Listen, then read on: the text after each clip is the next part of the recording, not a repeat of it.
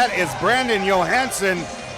And right there, that is Tim Adent in the black trunks. He starts out with a big high kick. Adent active with the kicks right away. He needs to set these up. Some nice right hands by Johanson. You can tell that's all he's wanting to throw right now. He's just waiting to, he's cocking it and throwing it. Johanson coming forward with the right hand. Now he's going to end up on his back maybe. Got a good job keeping his hips away, not allowing his opponent to take him down.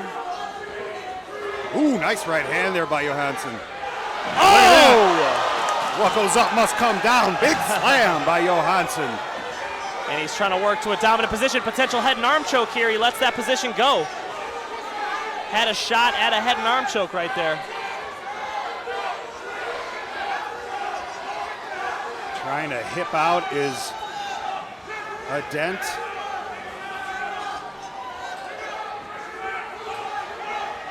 Jumping on the back now. Wow, I thought if Adent got an underhook there, he could have got up, Mike. He's on the side here. Ooh. I can't tell if this choke is in.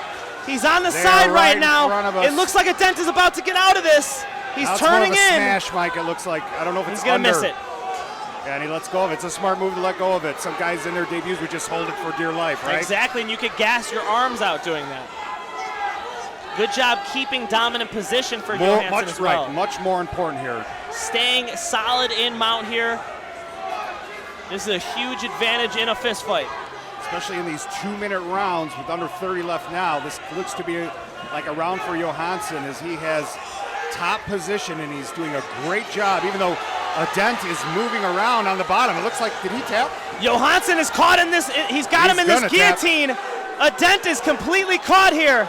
Johansson's trying to put him to sleep. I can't quite see if the choke is in right now.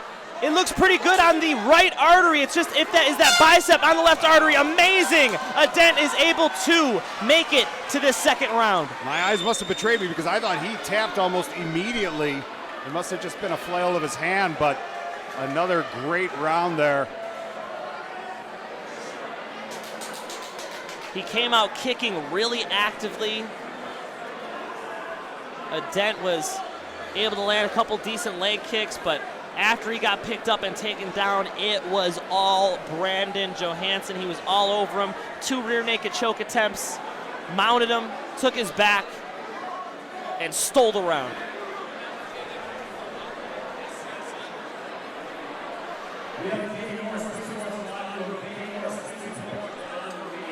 And Mike Sim is taking a long look at Tim Adent in his corner. He keeps sort of pawing at his mouth or his lips, and from just watching, it seemed to be bothering him. That face smash might have done that when he went from the rear naked to the arm was just over the jaw there. We're ready for round 2 between Adent in the black and Johanson in the white trucks.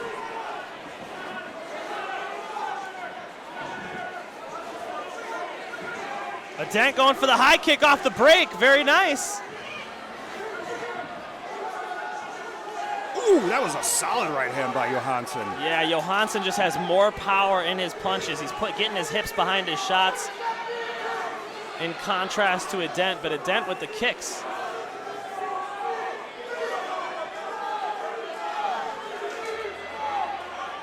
Johanson turtling as Adent tries to find some strikes to land and almost ends up on his back. He's got to stay on this front headlock, sprawl his hips back, get the body lock off before he tries to take the back here. Now he's going for a choke. He's going to try and fish that right. Doesn't look like he has it. Great job on top there for Brandon Johanson, now ending up on top. He's in a good spot here. He's got the front headlock. Now they traded positions. Adent back to his feet. Yeah, welcome to Scramble City. They were all over the mat there, both on top, on bottom. And we're back to the ground with 40 left in round 2. Oh! That was Adent awesome. came over the top, but his head was trapped, so he didn't have much of a base there.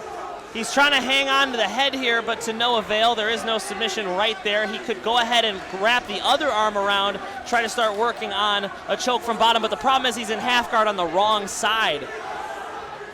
He would need at least a full guard to get any sort of head and arm choke from the bottom.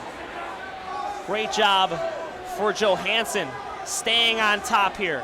Yeah, Adent Passing has to been Mount. pretty deft with those kicks, but they've also been the cause for him being on his back, as Johanson has put him on his back after he throws those kicks.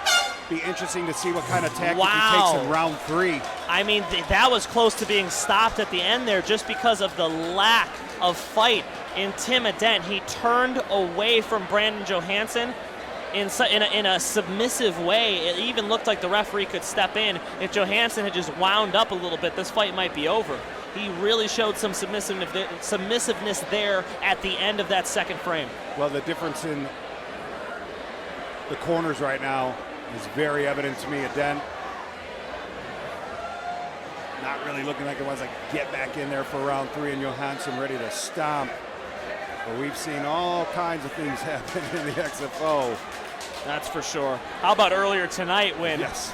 we saw one fighter absolutely dominating the boxing, almost getting a standing TKO, and then a moment later he's getting rear naked choked. You never know what can happen in an MMA fight. There are so many ways to win, and there are so many ways to lose.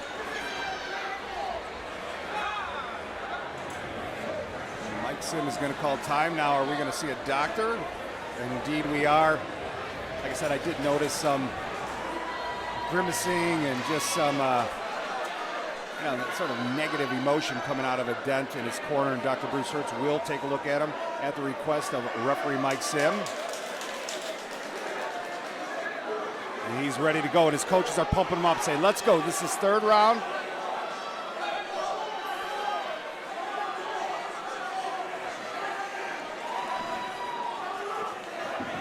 Going for those kicks again. Still going for him, yeah. Such a big part of his game.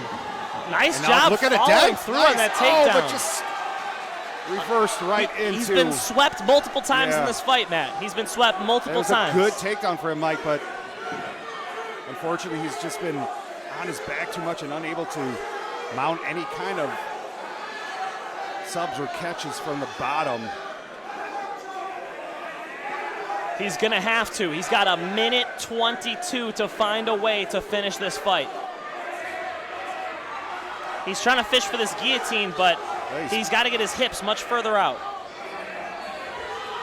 He has to get to a position where he's sitting on his butt so that when he grabs the guillotine, he can get all the way under the chin, then go back to his back so that the leverage of the position sinks his forearm into the throat, into the neck of his opponent, and he can get him to tap. Look at Johanson. Adent tried to make his way out of there. He says, you get back here.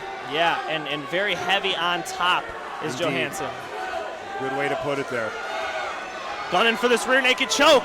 He might finish this, Matt. It He looks like squeezed it tapped. tight. He tapped. That is Adent it. tapped. Great job by Brandon Johanson. Well, big win here at Rise of the Gladiator 2. A dominant performance. Kept finding ways to get on top in this fight. Anytime he was on bottom, he was able to reverse the position, get back on top. He ends up almost breaking him at the end of the 2nd round, doesn't get the finish. 3rd round comes out and gets the job done. Brandon Johanson is moving on to round 2 of Rise of the Gladiator. Yes, look forward to seeing him there.